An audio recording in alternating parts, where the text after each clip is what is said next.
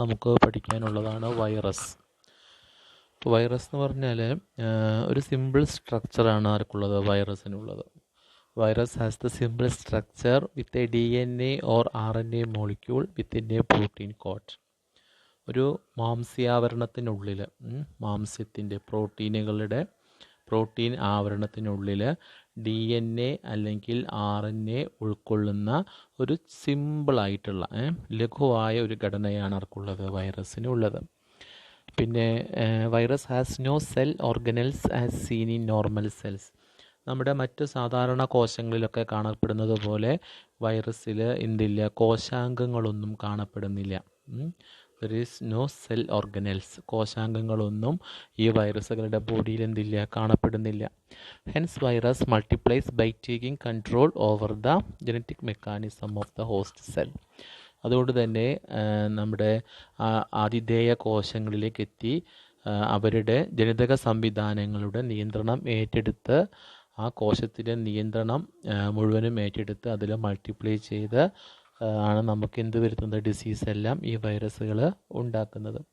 Virus മനുഷ്യന്മാരെ മാത്രമല്ല പ്ലാന്റ്സിനെയും അതേപോലെ മറ്റ് ജീവികളെയൊക്കെ വൈറസുകൾ അറ്റാക്ക് ചെയ്യാറുണ്ട്. ഈവൻ ബാക്ടീരിയ ഓൾസോ, ബാക്ടീരിയകളെയും ആരും അറ്റാക്ക് ചെയ്യും, നമ്മുടെ വൈറസുകൾ അറ്റാക്ക് ചെയ്യുന്നുണ്ട്.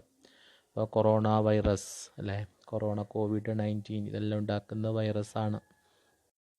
അപ്പോൾ എന്താ പറഞ്ഞത്, പ്രോട്ടീൻ ആവരണത്തിനുള്ളിൽ DNA അല്ലെങ്കിൽ RNA തന്മാത്രകളെ ഉൾക്കൊള്ളുന്ന ലഘുഘടനയാണ് വൈറസിനുള്ളത്. അപ്പോൾ സാധാരണ ജീവകോശങ്ങളിലുള്ളതുപോലുള്ള കോശാംഗങ്ങളൊന്നും വൈറസുകളിലില്ല. കോശാംഗങ്ങൾ എന്ന് പറഞ്ഞാൽ അറിയാലോ ഏതൊക്കെയാണ്. ഇപ്പോൾ നമ്മുടെ ഗോൾഗി ബോഡീസ് അല്ലേ, മൈറ്റോകോൺട്രിയ, എൻഡോപ്ലാസ്മിക് റെറ്റിക്കുലം, അങ്ങനെ കുറേ സംഭവങ്ങളുണ്ട് ഒരു കോശത്തിൻ്റെ ഉള്ളിൽ. അതിനാണ് കോശാംഗങ്ങൾ എന്ന് പറയുക. ഇതൊന്നും വൈറസിൻ്റെ കോശങ്ങളിലില്ല.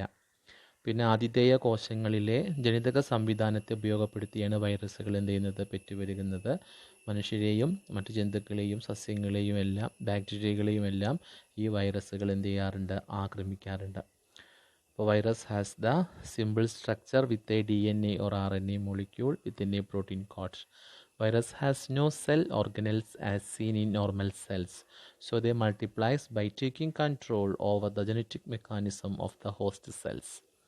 Virus infect not only human beings but also plants, other animals and even bacteria. അപ്പോൾ നമ്മുടെ വൈറസുകൾ ഇപ്പോൾ കൊറോണ ഉണ്ടാക്കുന്ന വൈറസ് അല്ലേ, പിന്നെ കോവിഡ് ഉണ്ടാക്കുന്നത് വൈറസാണ്.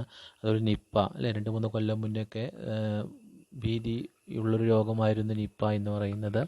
അപ്പോൾ നിപ്പ, പിന്നെ എയ്ഡ്സ്, ഹെപ്പറ്റൈറ്റിസ്, പിന്നെ വിഷബാധ, അങ്ങനെ ഒരുപാട് അസുഖങ്ങൾ വൈറസുകൾ ഉണ്ടാക്കുന്നുണ്ട്. അപ്പോൾ നമുക്കിനി അടുത്ത് പഠിക്കാനുള്ളത് നിപ്പയെ പറ്റിയിട്ടാണ് പഠിക്കാനുള്ളത്. അപ്പോൾ നിപ്പ എങ്ങനെയാണ് പകരുന്നത്, ട്രാൻസ്മിഷൻ ഓഫ് നിപ്പ വൈറസ് എങ്ങനെയാണ്. സാധാരണ ഇതിൻ്റെ വെക്ടർ എന്നറിയപ്പെടുന്നത് ഫ്രൂട്ട് ഈറ്റിംഗ് ബാറ്റ്സ് ആണ്. പഴന്തീനി വാവലുകളാണ് ഇതിൻ്റെ വെക്ടേഴ്സ്, വാഹകരായിട്ട് പ്രവർത്തിക്കുന്നത്. അപ്പോൾ ഈ ഫ്രൂട്ട് ഈറ്റിംഗ് ബാറ്റ്സ് അതിൻ്റെ ഉമിനീര്, സലൈവ, അതേപോലെ യൂറിൻ, മൂത്രം, ഉമിനീര്, ഇവയിൽ നിന്ന് നേരിട്ട് അത് അങ്ങോട്ട് വരാം, മനുഷ്യരിലേക്ക് എത്താം. അതേപോലെ പിഗ്സ്, പന്നികളിലേക്ക് വരാം. പിന്നെ അവ ഭക്ഷിച്ച ഫ്രൂട്ട്സിൻ്റെ ബാക്കി പന്നിയോ അല്ലെങ്കിൽ നമ്മളൊക്കെ ഉപയോഗിക്കുകയാണെങ്കിൽ നമ്മളിലേക്കും ഈ വൈറസ് പകരുന്നുണ്ട്. അതേപോലെ ജന്തുക്കളിൽ നിന്ന് മനുഷ്യരിലേക്കും എന്ത് പകരാറുണ്ട്, ഈ അസുഖം പകരാറുണ്ട്, പിഗ്സ് ടു മാൻ. അപ്പോൾ പഴന്തീനി വവ്വാലുകളാണ് പിന്നെ ഇതിൻ്റെ വാഹകർ. വവ്വാലിൻ്റെ ഉമിനീര്, മൂത്രം ഇവയിലൂടെ നേരിട്ട് ജന്തുക്കളിലേക്കും മനുഷ്യരിലേക്കും വരാം. അതേപോലെ തന്നെ ഈ വവ്വാലുകൾ ആഹാരമാക്കിയതിൻ്റെ ബാക്കി പഴങ്ങളുടെയൊക്കെ അല്ലേ ബാക്കി ഭാഗം നമ്മൾ ഉപയോഗിക്കുമ്പോൾ അല്ലെങ്കിൽ അത് കഴിക്കുന്ന ജീവികൾ ഉപയോഗിക്കുമ്പോൾ ആ ജീവികളിലേക്ക് ഈ വൈറസ് വരാം. ആ ജീവികളെ മനുഷ്യൻ ആഹാരമാക്കുമ്പോൾ അവരിലേക്ക് എന്ത് വരാറുണ്ട്, ഈ അസുഖം വരാറുണ്ട്. അപ്പോൾ അതിൻ്റെ ട്രാൻസ്മിഷൻ ഒന്ന് ഓർത്ത് വയ്ക്കാം, Nipah virus and transmission of this disease, ഇതൊന്ന് നമ്മൾ ഓർത്ത് വയ്ക്കണം.